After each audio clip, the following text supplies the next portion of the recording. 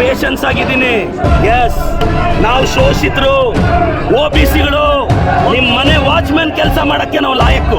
ನಿಮ್ಮ ಮನೆ ಕೂಲಿಗೆ ಬರ್ತೀವಿ, ನೀವು ಬಿಸಾಕೋ ಭಿಕ್ಷೆ ಅನ್ನ ತಿಂತೀವಿ, ನಿಮ್ಮ ಮನೆಗೆ ವಾಚ್ಮ್ಯಾನ್ ಕೆಲಸ ಮಾಡ್ತೀವಿ.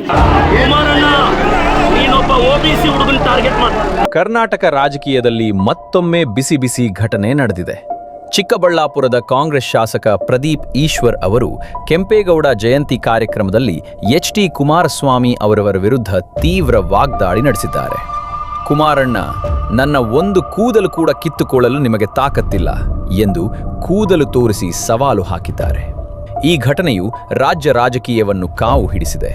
ಪ್ರದೀಪ್ ಈಶ್ವರ್ ಅವರು ತಮ್ಮ ಹೇಳಿಕೆಯಲ್ಲಿ ಕುಮಾರಸ್ವಾಮಿ ಅವರ ಆಸ್ತಿ, ಗಡಿಯಾರಗಳು, ಕೋಟಿಗಟ್ಟಲೆ ಬೆಲೆಯ 60ಕ್ಕೂ ಹೆಚ್ಚು ಗಡಿಯಾರಗಳು ಎಂಬ ಆರೋಪ, ಬಿಡದಿ 32 ಎಕರೆ ಜಮೀನು ಖರೀದಿ ಮುಂತಾದ ವಿಷಯಗಳನ್ನು ಎತ್ತಿ ಕೇಳಿದ್ದಾರೆ.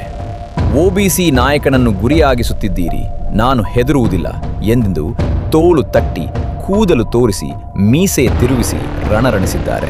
ನಿಖಿಲ್ ಅವ್ರಿಗೆ ಹೇಳ್ತಾ ಇದ್ದೀನಿ, ನಿಖಿಲ್, ಕುಮಾರಣ್ಣ, ನೀವು ನಮ್ಮ ಬಗ್ಗೆ ಪ್ರಶ್ನೆ ಮಾಡಿದ್ರಿ, ನಾವು ನಿಮ್ಮನ್ನ ಪ್ರಶ್ನೆ ಮಾಡಿದ್ವಿ, ಮತ್ತೆ ಪ್ರಶ್ನೆ ಮಾಡ್ತಿದ್ದೀನಿ. 32 ಎಕರೆ ತಗೊಳಕ್ಕೆ ನೀವು ಯಾವ ಬದನೆಕಾಯಿ ಸೀಡು, ಯಾವ ಟೊಮೊಟೊ ಸೀಡ್ ಹಾಕಿದ್ರಿ ಹೇಳಿ, ನಾನು ನಮ್ಮ ರೈತರಿಗೆ ಆ ಬದನೆಕಾಯಿ ಸೀಡ್ ಕೊಡಿಸ್ಬೇಕು.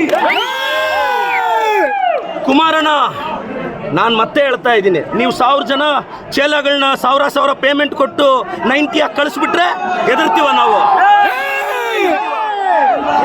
ನಾನು ಕುಮಾರಣ್ಣ, ನೀವೊಬ್ಬ ಶೋಷಿತ ಹುಡುಗನ ಅವಮಾನ ಮಾಡಿದ್ದು, ಒಬ್ಬ OBC ಹುಡುಗನ ಅವಮಾನ ಮಾಡಿದ್ದು. ಕುಮಾರಣ್ಣ against OBC, JDS against OBC. ನಾನು ಕಳೆದ 2 ಅವರಿಂದ ನನ್ನ ತಾಯಿ ಬಗ್ಗೆ ಕೇಳ್ತಾರೆ ಇವರು, ನನ್ನ ಕುಟುಂಬದ ಬಗ್ಗೆ ಕೇಳ್ತಾರೆ ಇವರು.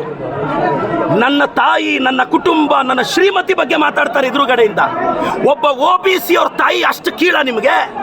ಒಬ್ಬ ಅಹಿಂದ ಹುಡುಗನ ತಾಯಿ ಅಂದ್ರೆ ಕೀಳ ನಿಮಗೆ?